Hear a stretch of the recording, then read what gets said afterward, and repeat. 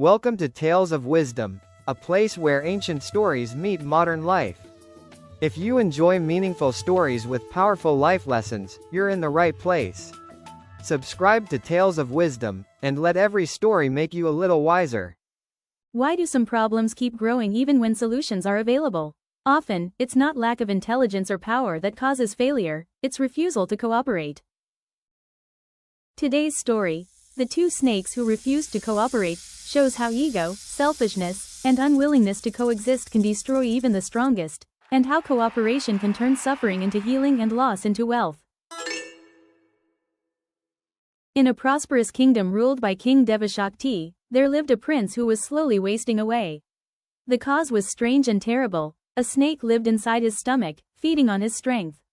Physicians tried every remedy. Nothing worked. Finally, exhausted and hopeless, the prince left the palace and lived quietly in a temple, surviving on alms. In another kingdom lived a king with two daughters.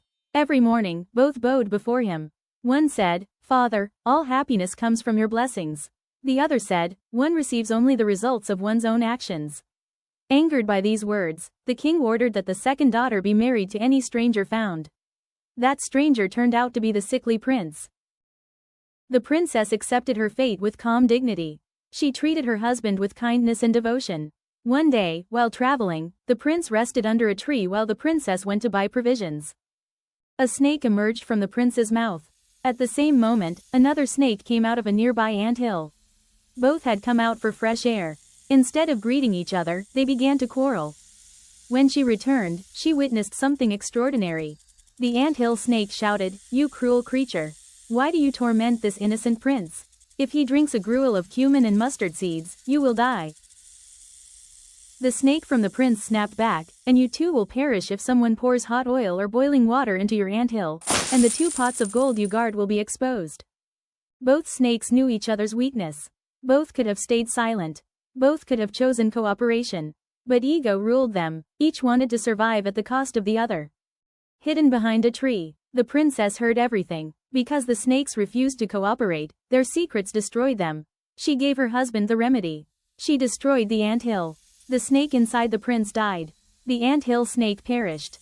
The prince recovered, and the hidden gold was revealed. Remember this clearly. Those who refuse to cooperate shall be destroyed like the two snakes. The snakes did not die because they were weak. They died because they refused coexistence. Selfishness became their enemy. Prakarakarna ended his tale and warned, "This is why those who reject cooperation invite destruction." But one minister, Raktaksha, refused to listen. "Disaster will fall upon our king," he said. "The crow must be killed." The owls ignored him and spared the crow. And on the way to their cave, the crow suddenly cried out, "What is the use of this life? I shall enter the fire and be reborn as an owl." Was this despair, or a dangerous plan? But Raktaksha, who was an expert in the Nidhi Shastras, was not convinced.